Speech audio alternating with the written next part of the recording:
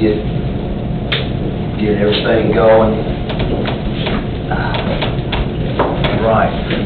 Let's go ahead and call this meeting to order. And I'll entertain a motion to approve the agenda. So moved. Second? Anybody? All right. All in favor? Aye. Any opposed? Passing unanimously. Approval of the minutes. Have those attached. Any questions, comments? I'll entertain a motion. So moved. Second. Okay. Hearing a first and second. All in favor? Any opposed? Right. Chairman remarks. Don't really have anything. I will tell you, I was over at ECC, just to let y'all know, we're tracking the weather. Right now, that's the line that's coming in. It's supposed to be a little bit worse than yesterday, or last night, I guess. So they're discussing the options with schools, because it's going to hit right about the time schools are letting out and on school buses. And we all know that that's a situation we want to avoid. So just keep your ears to the ground on that, and Kim Widener and Dr. Phillips will make that decision here pretty soon. So with that being said, let's just go around to the table, and we'll just see what's going on in the cities and Fort Sumner and tourism. We'll start with you, Mike. Mr. Mayor, first of all, I'd like to report some bad news. Okay. Last night, Sumner County lost one of its favorite sons. Bill Pereira passed away last night at midnight. What an icon. Successful businessman, philanthropist, artist, civic citizen, just a marvelous human being. So we're all sad about that. Oh, absolutely. 5 kids. So lost one of our best.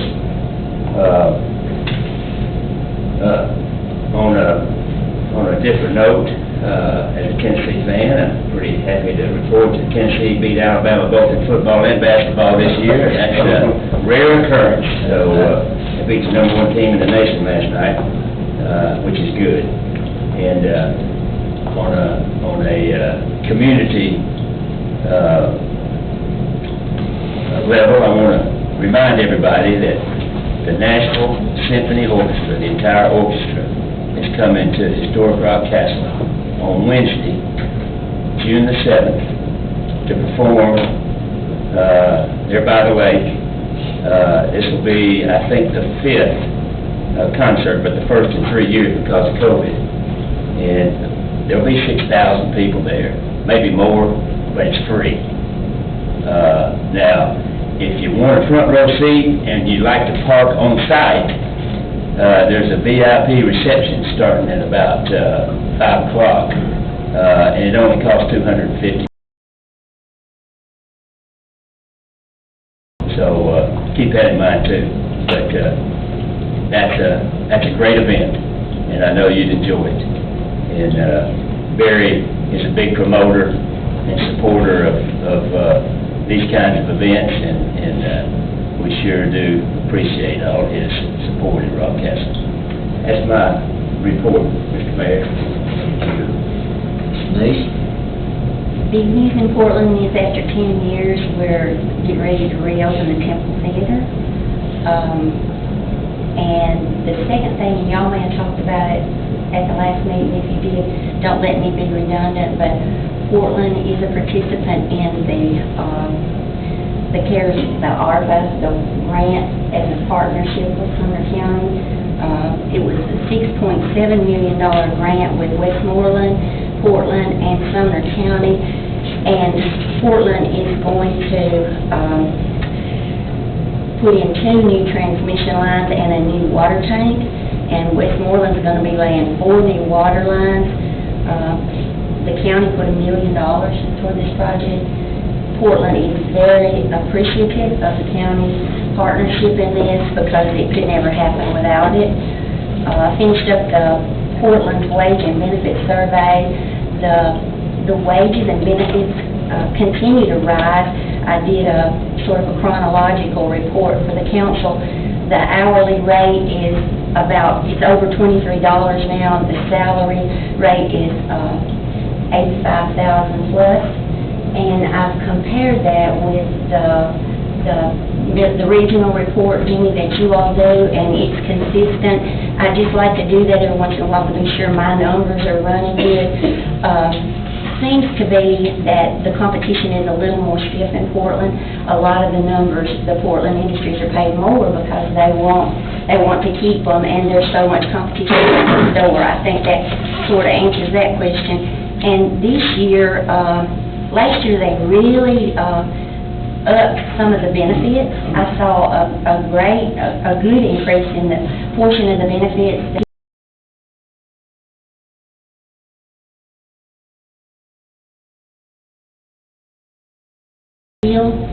They absolutely pay for that person that possesses that skill. And that's just my take on it. Really, really proud to be done with that and ready to help with the regional survey now.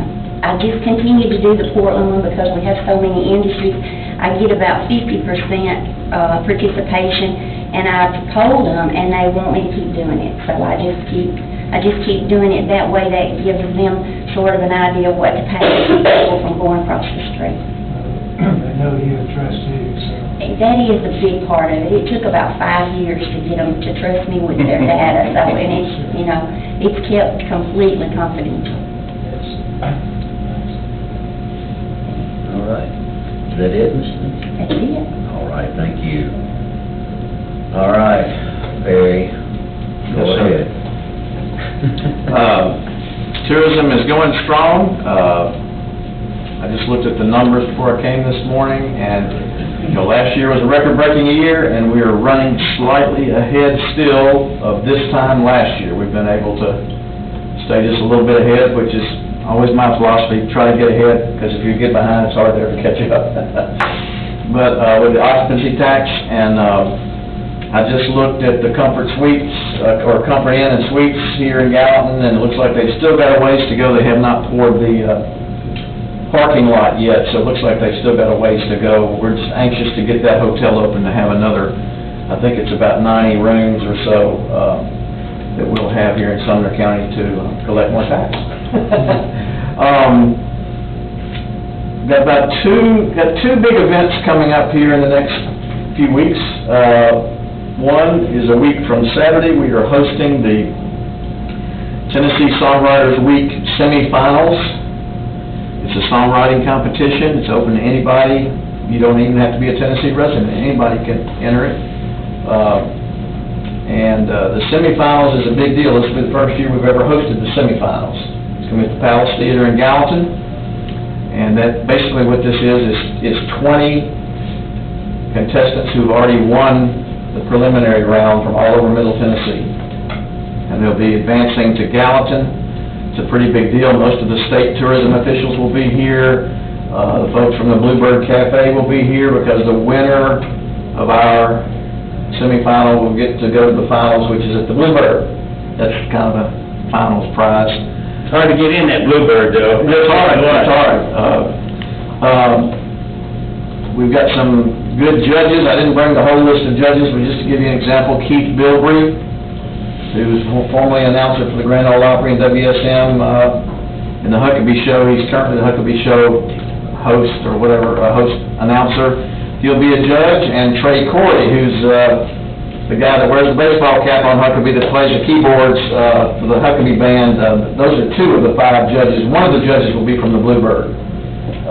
So we're very excited about that. That is Saturday, February 25th at 3 p.m. at the Palace Theater in Gallatin. Admission is $5 to get in, but that includes a soft drink and popcorn, so you can't beat that. The other big event we have coming up is the County Sumner Irish Festival. That is Saturday, March 11th from 10 a.m. to 4 p.m. at Bledsoe's Fort Historical Park. If you don't know why we have an Irish Festival at that park, you need to come and learn why we have it there. The admission is $10 per car, so you can bring the whole family basically for $10. And we're gonna have Irish music, Irish dancing, Irish beer, either Irish food or at least green food. They've gotta have something either green or Irish if we're gonna do food. We're gonna have storytelling, we're gonna have vendors. It's gonna be a great day as long as the weather will cooperate with us. We had a record crowd last year, and we're expecting more this year. So we're very excited about the County Sumner Irish Festival. It's March 11th. And of course, most of you heard, I've submitted my resignation as your tourism director. I've really enjoyed my time. Y'all have been very good to me. And my last day will be March 31st. That's it. Mr. Chairman? Yes, sir. We'd be remiss if we didn't take this opportunity to commend the Director of Tourism for the phenomenal growth that he has overseen over this last 10 years.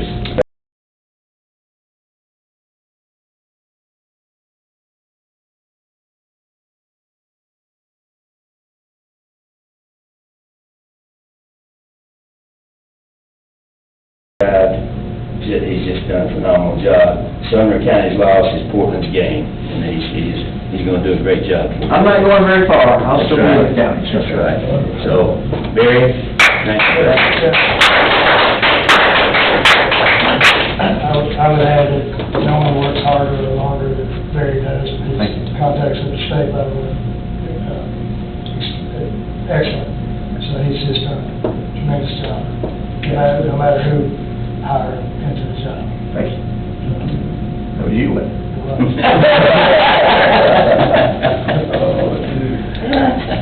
All right. Dave? Well, things are running smooth, Westmore, a little wet this morning.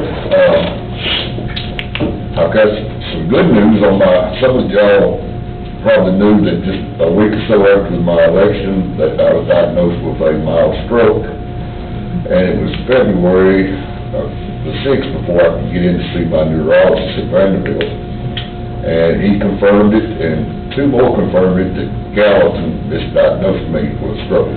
I did not have a stroke, but what happened to my arm was I got a pinched nerve, and that caused paralysis in my hand. So we're on the right track of therapy, now getting that fixed. That's a lot better. That's a lot better. It's a lot better.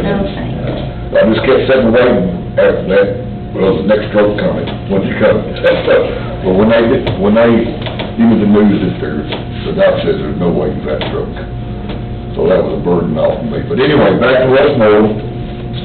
Our new sewer plant is on schedule to open up to go online 1st of May, without any more interruptions. I had a conversation with the on the way down here. They're ready to break ground on the new subdivision. They're ready to start moving dirt. A lot of things are coming toward Westmoreland that we're not prepared for, but we got to get ready for it. Everything's coming toward Westmoreland right now. Yeah. And we've got a lot going on with, just have to make our way through it to get there. But things are running smooth. We've got a good council, I've got a good young council. Everybody cooperates, gets along with one another, so there's no bickering.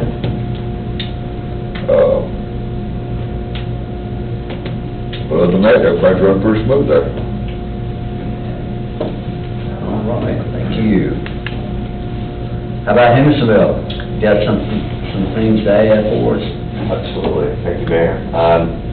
We continue to see a lot of steady residential growth, mostly north side of town. A lot of the older developments that received their approvals years ago, they're rolling through really quickly.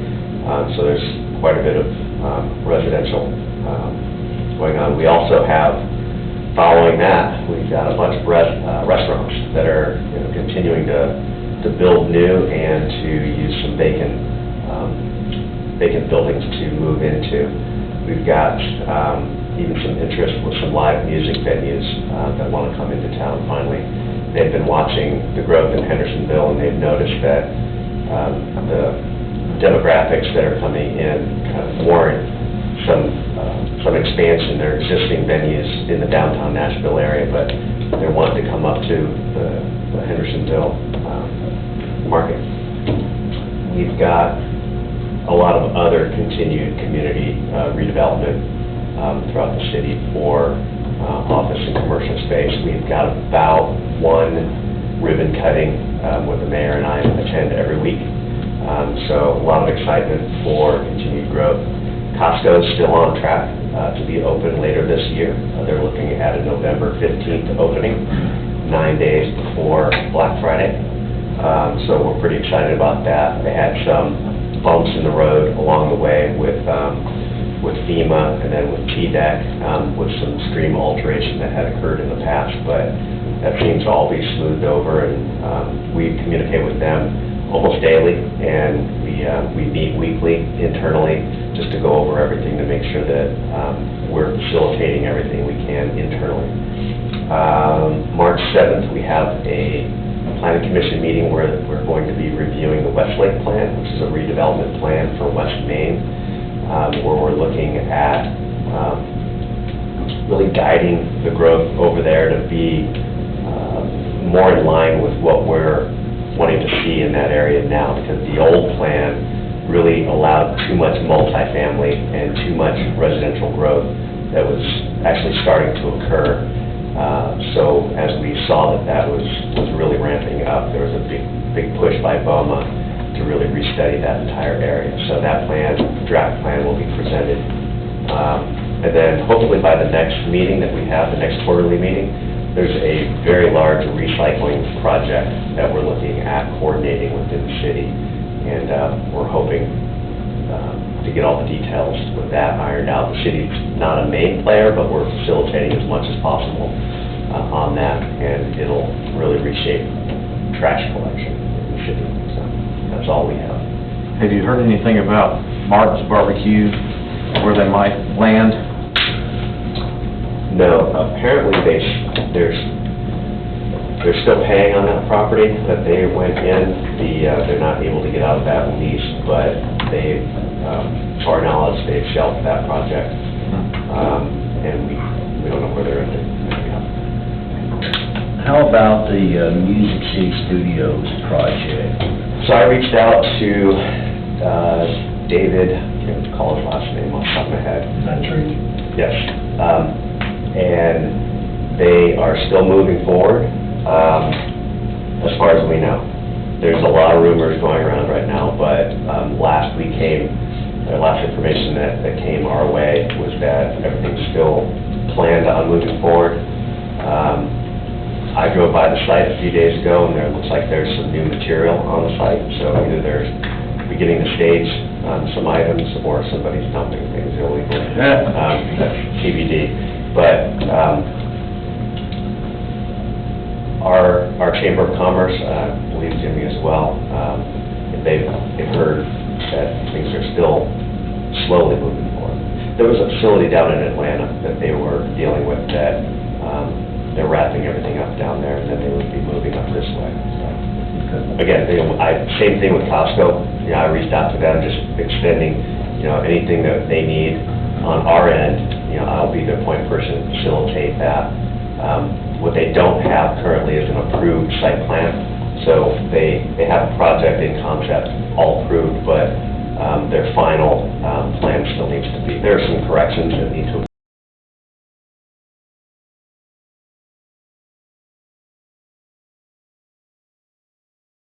It doesn't just dry up and go away. Excellent, thank you. Jim? Yes, sir. On the transportation side, TDOT Commissioner Butch Ely and his executive team spoke and presented at the Ford Sumner annual meeting at the end of January. TDOT is undergoing an internal reorganization, some would call it culture change. But together with the governor, they have some very significant policy proposals in front of the legislature right now. And so they're very focused on that. That's about how they might be able to finance large projects in the future. Our goal is we have $1.3 billion in the TDOT pipeline right now for Sumner County projects, and our goal and role is to make sure that keeps moving forward to to construction.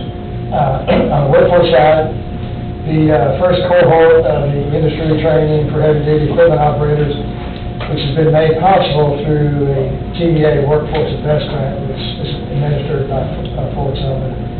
They are looking at their first class in March the 6th, I think, late in March the 6th. One of our partners is Volunteer State Community College. The other is TCAT Nashville, Portland. They anticipate doing something in April. Their first cohort. I see Dr. Cockrell in the audience there from Volunteer State. He's the one that's actually heading up this special interest training. If it'd be all right, Dr. Cockrell, did you want to add anything to that? That pretty much, clarifies it. Yeah, so we've got about 50 people on the list now for that first cohort, March the 6th. We'll have another one in the summer and another one in the fall. So that'll be a six-week in-classroom training, where they'll get their OSHA 10 certification, CPR, first aid certification. Then after that 6 weeks of in-classroom training, they'll be partnered up with an employer where they'll enter into a 2-year apprenticeship program. Thank you, Chairman. All right, thank you, Jimmy. The planning commission just approved the first building for our new industrial park, going to be called Peach Springs, 225,000 square foot building, with the road access that they're going to have to build, start the project. So that's a pretty good deal. We have about 200 acres that we're going to be trying to develop with Robertson County Development. We also approved a new shopping center, Semba, that line in Florida. They've got a new grocery anchor, which is building all around your public. So not saying it so much, but that's what it is. And a bunch of our parcels and stuff. And it sounds like it's been pretty successful filming all their little storefronts and stuff so far. So that'll get underway. Finishing up an intersection project we've been working on for a while, 30W and Dave McCurdy Road. That's a pretty important connection for us because the subdivision is going to be connecting Tire Springs Road into that area too. So extra lanes, new lighting. The elementary school's going well. That's being built on the Sumner County side. It's definitely needed. It's a housing road. We have a 3-apartment complex with all over 200 units under construction. We're starting to see a little bit of a slowdown in residential. I'm not sure if you're seeing it. We're starting to see a slowdown in our permits that we're issuing, especially with some of the ones that we're going. Granted, we've had 2 years back-to-back with 375, plus same down the home permits being pulled. So this year it looks like we might be on track to maybe be less than that, maybe around 300 or so. That's pretty much it. Okay. All right. Just a final note, I don't know if y'all been on 386, we got, it's been a problem with trash.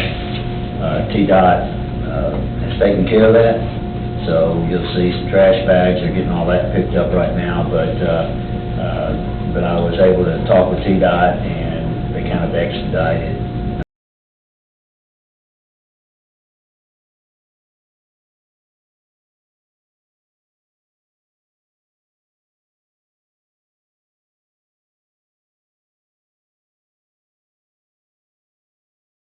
and have a nice cleanup day to where we start to get some of this trash off the road. And then, just so people know, we do use prisoner help to clean up county roads. So we can't take them on to state roads.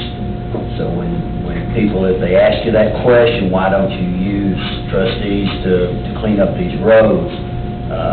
We can only use them on county roads.